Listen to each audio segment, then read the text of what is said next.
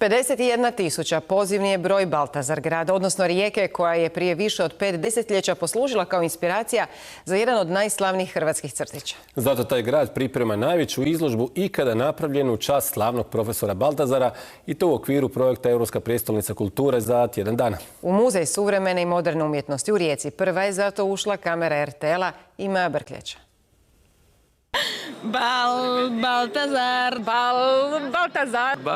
Baltazar. Zvuci uz koje su rasle generacije. A onda se na korzo glavom i bradom spustio slavni profesor. Dosta je bilo šale, sada se tu počinje raditi ozbiljno. Pitamo Riječane i Riječanke što bi promijenili u gradu, što bi poboljšali. Dobili smo puno zanimljivih ideja. Nema sumnje da će se namučiti i on i njegov izumiteljski stroj. Tu sjedu bradu, naočali šešir, Riječani svih generacija jako dobro znaju. Gdje si gledao Baltazara jučer? U vrtiću. Prije 20 i više godina je bilo intenzivno.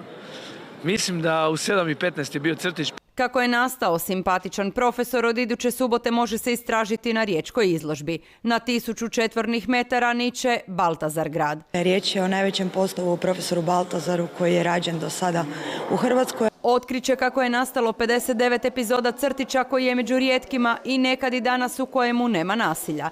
Prikazivan je od Irana, Amerike, Skandinavije, u Švedskoj čak u kaznionicama zbog nenasilnih edukativnih poruka.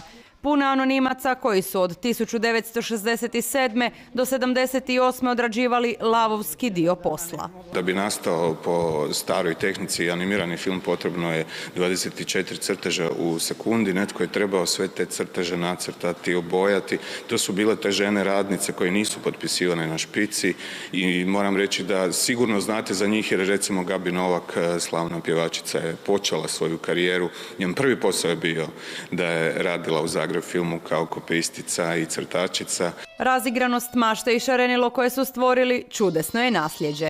Izložba koja će dirnuti mnoga srca bit će otvorena do kraja siječnja.